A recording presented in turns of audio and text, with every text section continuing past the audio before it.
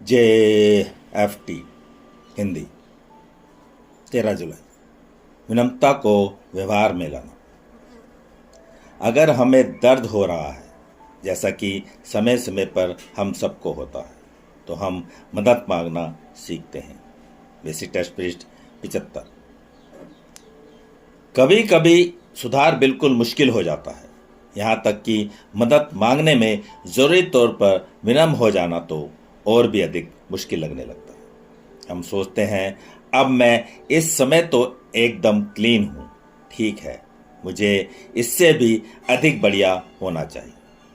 लेकिन सुधार की हकीकत एकदम सरल है।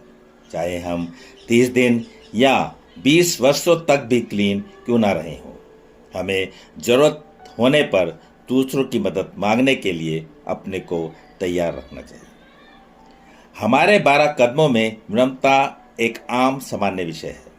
नारकोटिक्स अनोस के कार्यक्रम में केवल इतना ही काफ़ी नहीं है कि लोग वहां केवल अपनी मौजूदगी दर्ज करने चले आएं, अपितु यह कार्यक्रम सुधार में हमें ज़्यादा से ज़्यादा पाने में मदद करता है।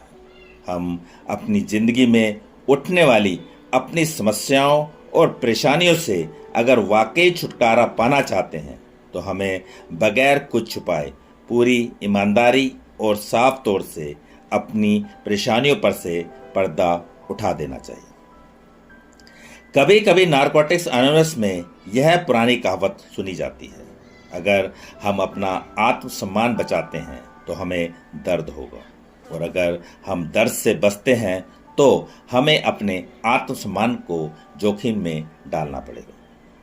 काफ़ी वर्षों से नशे से दूर होने के बावजूद यह शेयर करना आसान नहीं है कि जिंदगी की शर्तों पर जिंदगी जीना कितना दर्द भरा है, और उससे हमें अपनी शक्तिहीनता का एहसास होता है।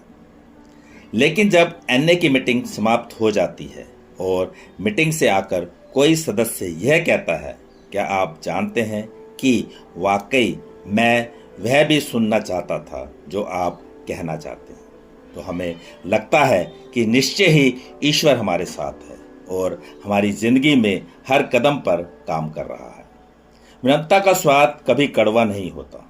अपने को पूरी तरह विनम्र रखते हुए दूसरों से मदद मांगना हमारे सुधरने की प्रक्रिया में मिठास घोल देता है। सिर्फ आज के दिन अगर मुझे मदद की जरूरत होगी तो मैं उसके लिए पुकार करूंगा।